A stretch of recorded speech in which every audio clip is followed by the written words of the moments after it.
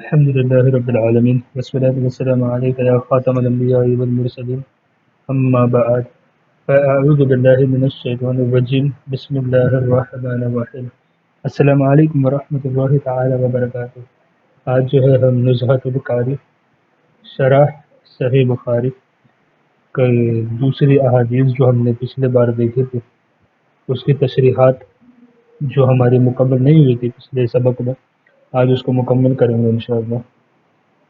تو page number جو ہے 234 کے آدھے پیج سے ہم لوگ شروع کریں گے۔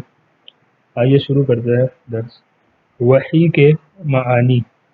نمبر 1، وحی کے لغوی معنی، یعنی لینگویج میں وحی کا کیا مطلب ہے، لنگوسٹک میننگ۔ وحی کے لغوی معنی 6 ہے: اشارہ کرنا، لکھنا، پیغام بھیجنا، دل میں بات ڈالنا، خفیہ بات کرنا، ذبح میں جلدی کرنا۔ شرعی اصطلاح میں وحی اس کلام کو کہتے ہیں جو کسی نبی علیہ السلام پر اللہ تبارک و تعالیٰ کی طرف سے نازل ہوا ہو۔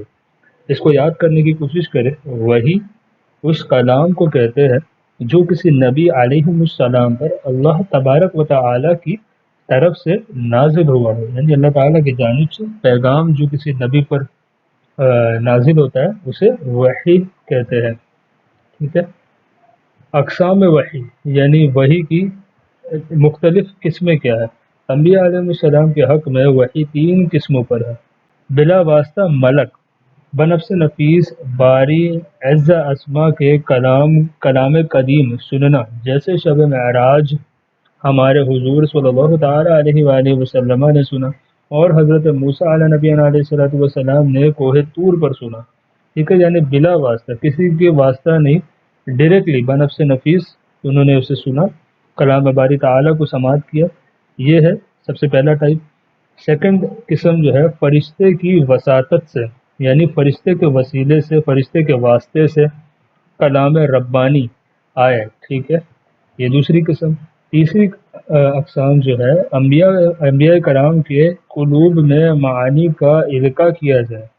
ٹھیک ہے، یعنی انبیاء علیہ السلام کے دل میں کوئی بات ڈال دی جائے، القاء کی جائے، جیسے کہ حضور اقدس صلی اللہ تعالیٰ علیہ وآلہ وسلم نے ارشاد فرمایا، جبریل امین نے میرے قلب میں القاء فرمایا۔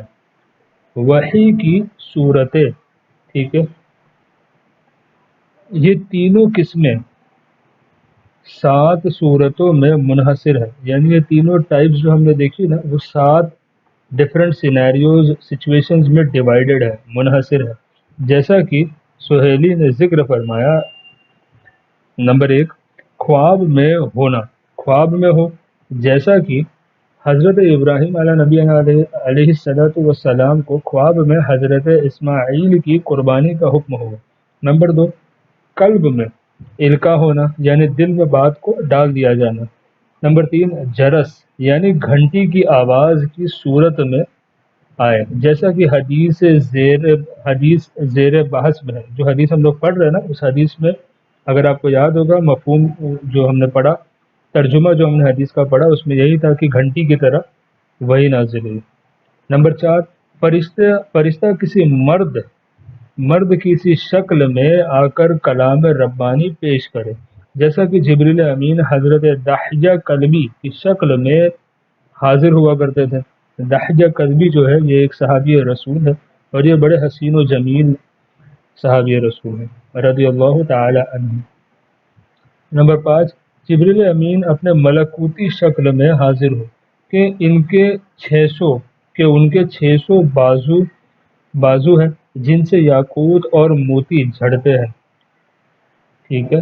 نمبر 6، اسرافیل علیہ السلام وحی لے کر حاضر ہو، جیسا کہ امام شعبی نے رضی اللہ تعالی عنہ فرمایا کہ ابتداءً 3 سال حضرت اسرافیل علیہ السلام وحی پر مقرر تھے، یعنی 3 سال حضرت اسرافیل علیہ السلام وحی لے کر کے آتے تھے۔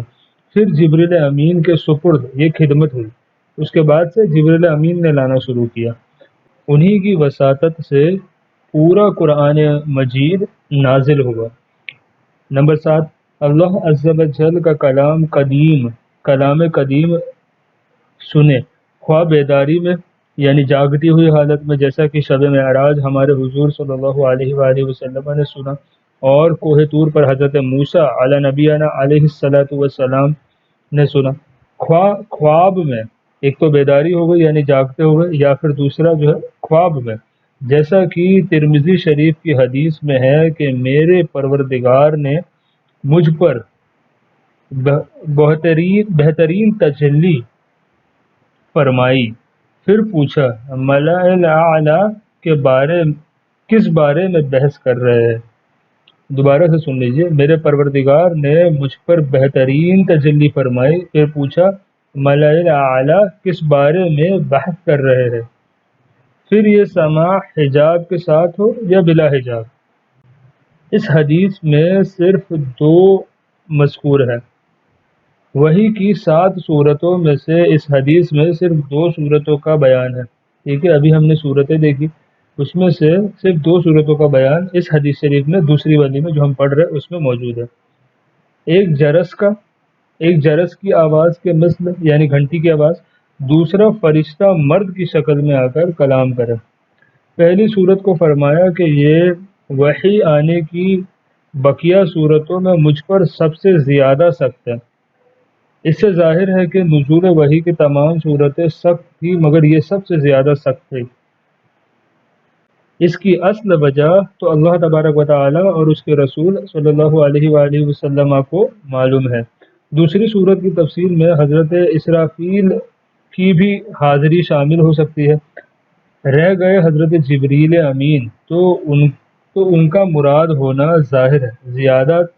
زیادہ تر یہ حضرت دحیہ کلبی رضی اللہ تعالی عنہ کی شکل میں حاضر ہوتے تھے، اور کبھی اجنبی اعرابی کی شکل میں، جیسا کہ ایک حدیث میں مفصل مذکور ہے۔ اعرابی یعنی عرب کے دیہات جو ہوتے تھے نا، ولیجز جو ہوتے تھے، ان کو اعرابی بھی کہا جاتا تھا، دیہاتی کو۔ ٹھیک ہے، فرشتے مستقل نوع ہے۔ اس حدیث سے بصراحت ثابت ہوا کہ فرشتے ایک الگ مخلوق ہے، ٹھیک ہے، ان کی مخصوص نوع ہے۔ ایسا نہیں کہ عناصر اور عناصر سے پیدا ہونے والی اشیاء کی فطری قوتوں کا نام فرشتہ ہے، یعنی کسی اور فطرت کا یا کسی چیز کا، نفس کا، اس کا نام فرشتہ نہیں ہے۔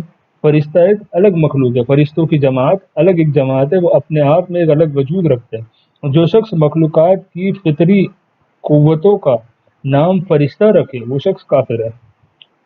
فرشتوں کی شکل، ٹھیک ہے، ہر فرشتے کی ایک اپنی نوع صورت ہے، جیسا کہ احادیث مبارکہ میں آیا ہے کہ حضور اقدس صلی اللہ تعالی علیہ وآلہ وسلم نے جبریل امین کو دیکھا کہ پورے افق کو گھیرے ہوئے ہے۔ افق مانے آسمان، یعنی جبریل امین جب اپنی اصل شکل میں حاضر ہوئے تو ایسے تھے وہ اتنے کہ انہوں نے پورے آسمان کو گھیر لیا تھا، ٹھیک ہے، پورا افق کو گھیرے ہوئے ہے، اور ان کے 600 بازو ہے جن سے موتی اور یاقوت جھڑتے ہیں، مگر بائے ہمہ یہ قوت حاصل ہے کہ جو شکل چاہے اختیار کر لے، جیسا کہ حضرت جبریل امین دحیہ کلبی رضی اللہ تعالی عنہ یا کسی اعرابی کی شکل اختیار کر لیتے تھے، جیسا کہ متعدد احادیث میں وارد ہے کہ فرشتہ انسانی شکل میں کسی کے سامنے نمودار ہوا۔ ٹھیک ہے، نمبر 7، نزول وحی کے وقت کی حالت۔ حضرت ام المؤمنین کا یہ ارشاد، میں نے دیکھا کہ سخت جاڑے کے دن میں نزول وحی کے اختتام پر جبین اقدس یعنی پیشانی مبارک پر جبین اقدس پسینہ پسینہ رہتی، یعنی سرکار کے پیشانی مبارک پر پسینہ رہتا وحی کے نزول ہونے کے بعد سخت ٹھنڈی کے دنوں میں۔ یہ عام ہے ہر وحی کے لیے، خواہ جرس کی آواز کے مثل ہو یا انسانی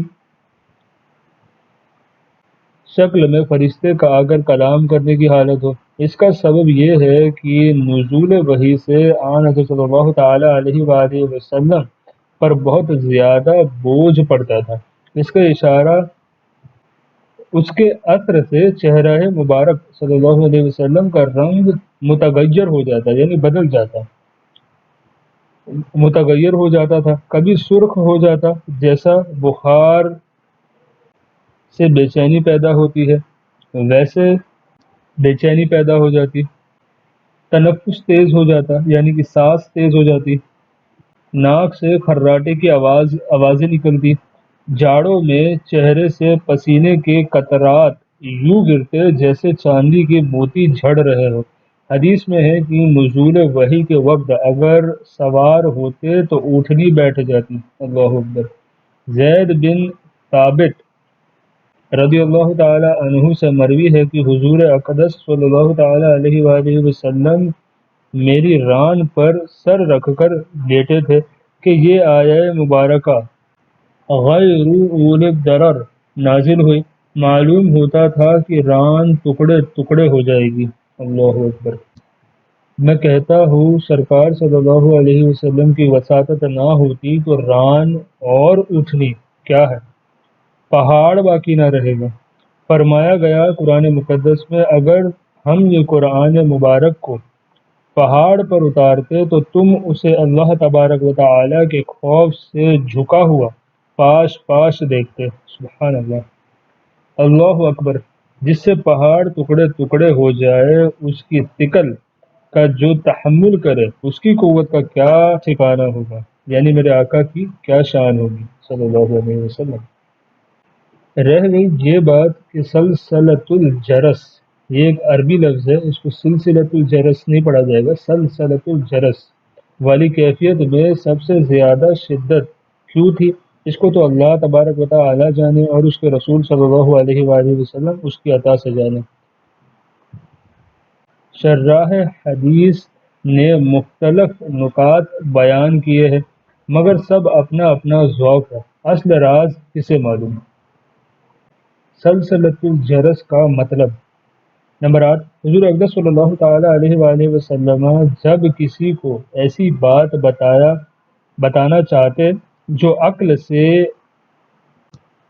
عقل سے ماورا ہو تو اس کو سمجھانے کے لیے عالم شہادت یعنی کہ دنیا کا ہم مشاہدہ کر رہے ہیں اسی لیے اسے عالم شہادت بھی کہتے ہیں، تو اس کو سمجھانے کے لیے عالم شہادت کی کوئی مناسب مثال ذکر فرماتے ہیں۔ یہاں جب حضرت حارث بن ہشام نے وحی کی کیفیت پوچھی اور اس کی یہ کیفیت عام عقول کے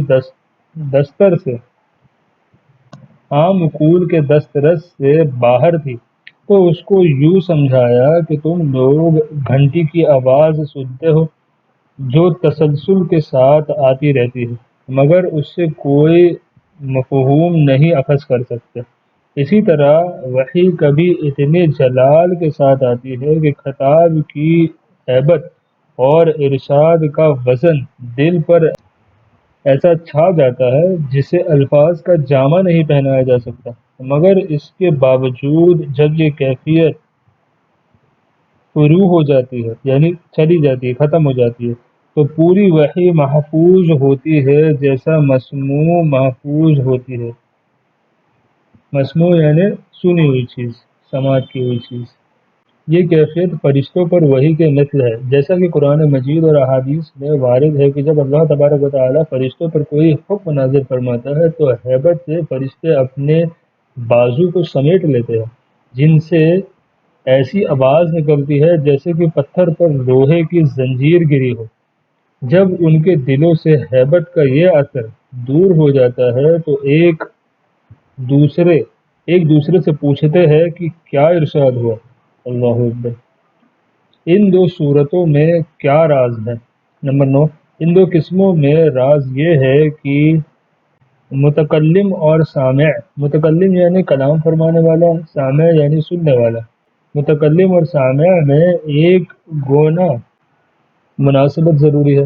دوبارہ سے سن لیجئے، ان دو قسموں میں راز یہ ہے کہ متکلم اور سامع میں یک گونا مناسبت ضروری ہے، اور حضور اقدس صلی اللہ تعالی علیہ وآلہ وسلم کی دو حیثیتیں ہیں، ایک ظاہری جو کہ بشری ہے، دوسری باطنی جو سوائے ان کے رب کے کسی نے نہیں جانا۔ سبحان اللہ۔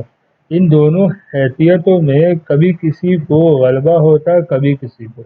جب بشری حیثیت کا غلبہ جب بشری حیثیت کے غلبے کا وقت ہوتا تو فرشتہ بشکل بشر آ کر کے کلام کرتا، یعنی بشر کے انسان کی صورت میں آ کر کے فرشتہ کلام کرتا، اور جب باطنی حیثیت کا غلبہ ہوتا تو باطنی حیثیت کے مطابق سلسلۃ الجرس والی کیفیت کے ساتھ وحی آتی، والعلم بالحق، یعنی اللہ تعالیٰ بہتر جانے۔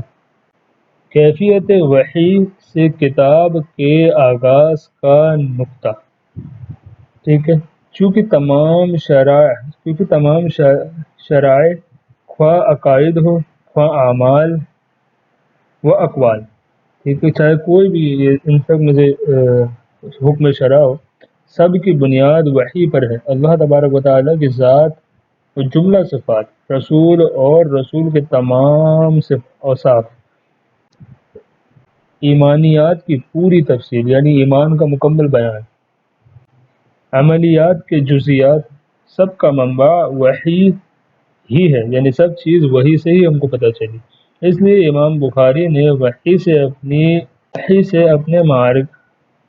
اسی لیے امام بخاری نے اپنی معرکۃ الآراء کتاب کا آغاز کیا وحی کی حقانیت پر ایمان کے بعد جملہ اصول و فروع پر ایمان بمنزل لازم غیر منفک ہے۔ حدیث نمبر 3، حدیث ہیرا، ٹھیک ہے، غار ہیرا سے متعلق حدیث۔ حضرت ام المومنین حضرت امی عائشہ صدیقہ رضی اللہ تعالی عنہا سے مروی ہے کہ انہوں نے فرمایا رسول اللہ صلی اللہ تعالی علیہ وآلہ وسلم پر وحی کی ابتدا اچھے خوابوں سے ہوئی۔ جو خواب بھی حضور صلی اللہ علیہ وآلہ وسلم دیکھتے اس کی تعبیر صبح روشنی کی طرح ظاہر ہوتی، پھر آپ کے دل میں خلوت گزینی یعنی سیکلوژن، اکیلا رہنا، خلوت اختیار کرنا، خلوت گزینی کی محبت ڈال دی گئی، اور آپ صلی اللہ علیہ وآلہ وسلم غار ہیرا میں خلوت اختیار فرمانے لگے۔ آپ وہاں متعدد دنوں تک عبادت کرتے رہتے جب تک اپنے اہل کا اشتیاق نہ ہوتا، اور اس کے لیے توشہ لے جاتے تھے، پھر خدیجہ یعنی امی خدیجہ الکبریٰ رضی اللہ تعالی عنہ کے پاس تشریف لاتے اور اتنا ہی توشہ پھر لے جاتے، یہاں تک کہ آپ صلی اللہ علیہ وآلہ وسلم پر وحی آئی جبکہ آپ غار ہیرا ہی میں تھے۔ اس طرح کہ فرشتہ حاضر ہوا اور اس نے عرض کیا پڑھیے، آپ صلی اللہ علیہ وسلم نے فرمایا میں نہیں پڑھتا۔ حضور صلی اللہ علیہ وسلم نے بتایا، پھر فرشتے نے مجھے پکڑ کر طاقت بھر دبوچا،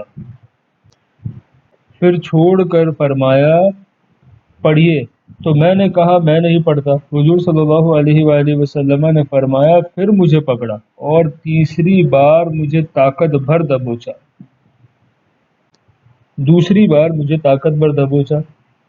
پھر چھوڑ کر کے فرمایا پڑھیے، میں نے کہا میں نہیں پڑھتا۔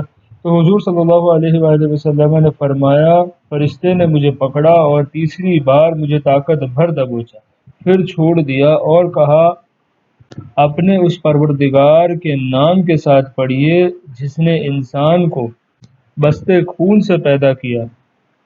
سورہ علق یعنی اقرا جو سورہ ہے نا، سورہ علق کی ابتدائی 5 آیتیں ما لم یعلم تک، اس کے بعد رسول اللہ صلی اللہ تعالی علیہ وآلہ وسلم ان آیتوں کے ساتھ اس حالت میں لوٹے کہ آپ صلی اللہ علیہ وسلم کا دل دھڑک رہا تھا، دونوں شانوں اور گردن کا درمیانی حصہ کانپ رہا تھا، اور خدیجہ الکبریٰ رضی اللہ تعالی عنہا بنت خویلد کے پاس پہنچ کر فرمایا مجھے کپڑا اڑاؤ، تو لوگوں نے حضور صلی اللہ علیہ وآلہ وسلم کو کپڑا اڑایا، یہاں تک کہ حضرت صلی اللہ تعالی علیہ وآلہ وسلم کی گھبراہٹ دور ہو گئی۔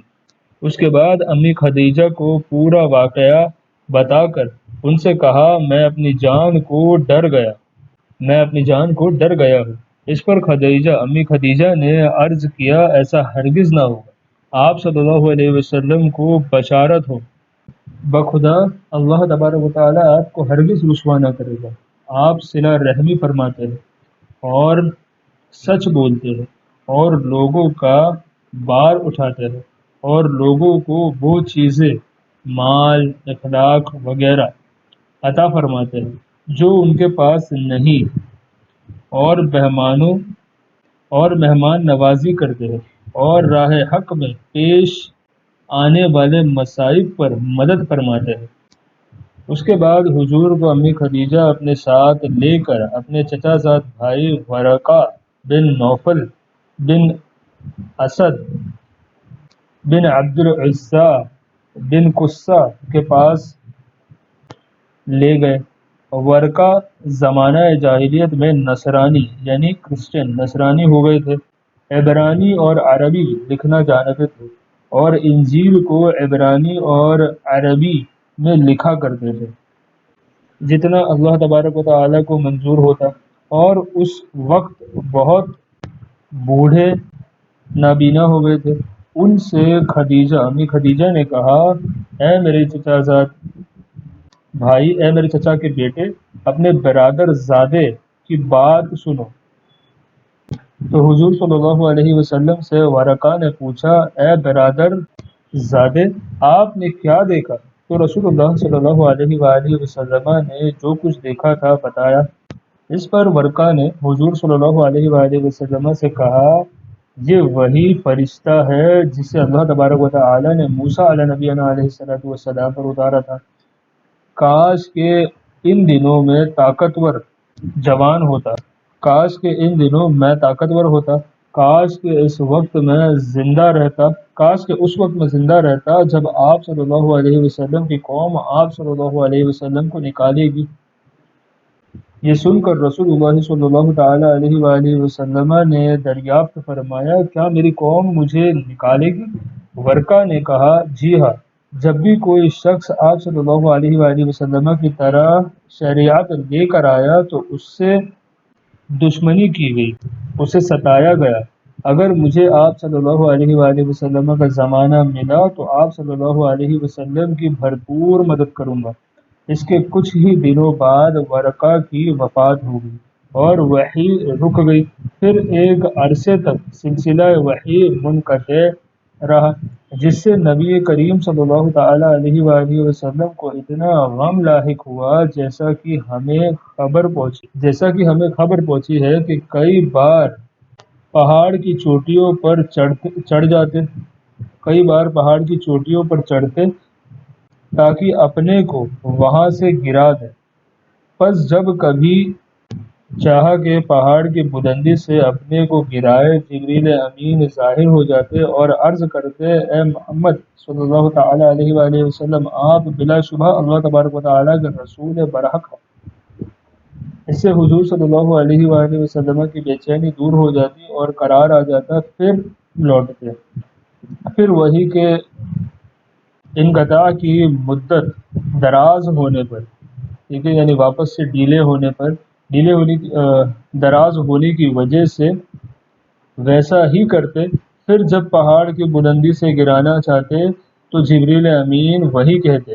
یہاں پر جو ہے تیسری احادیث مبارکہ ہماری مکمل ہوئی۔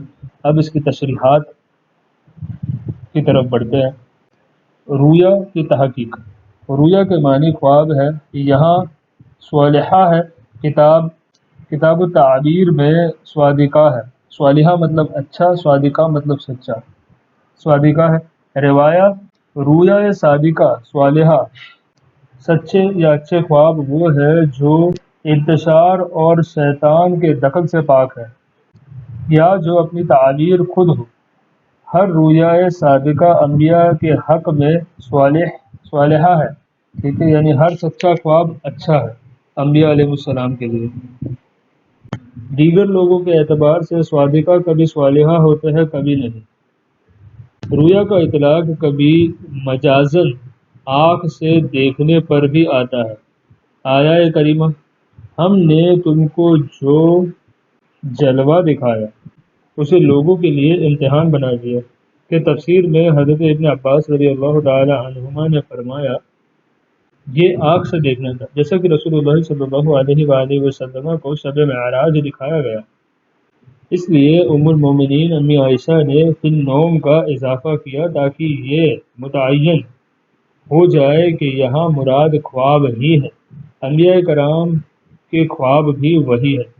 نمبر 2، تشریحات نمبر 2، من الوحی، من الوحی کی قید اس لیے لگائی کہ معلوم ہو جائے کہ خواب بھی وحی کی اقسام میں سے ہے، یعنی خواب بھی جو ہے وہ وحی کی ایک قسم ہے۔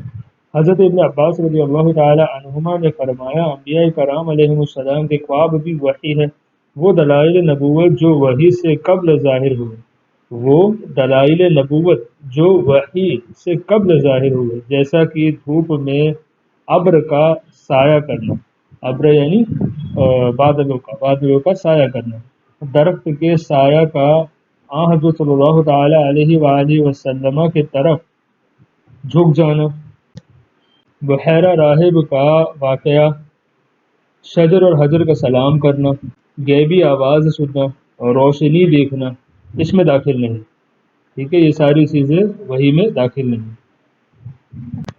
مقدمات وحی کی حکمت، تشریحات نمبر 3، شرح نمبر 3، سچے خواب دیکھنا، غیبی آواز سننا، روشنی دیکھنا، قوائے بشری کو غیبی باتوں سے مانوس کرنا اور ان کے تحمل کی تمرین کے لیے تھا، تحمل کی تمرین کے لیے یعنی ٹیسٹ کرنے کے لیے، پریکٹس کرنے کے لیے، کہ جب اچانک فرشتہ آ جائے تو قوائے بشری جواب نہ دے جائے۔ آج کا جو ہمارا سبق ہے یہیں تک انشاءاللہ تعالی اس کو رکھتے ہیں، آئندہ ٹیوزڈے کو ہم لوگ جو ہے آئندہ نصرت القاری کے درس میں اس کے آگے شرح کو سماعت کریں گے۔ السلام علیکم ورحمۃ اللہ تعالی وبرکاتہ۔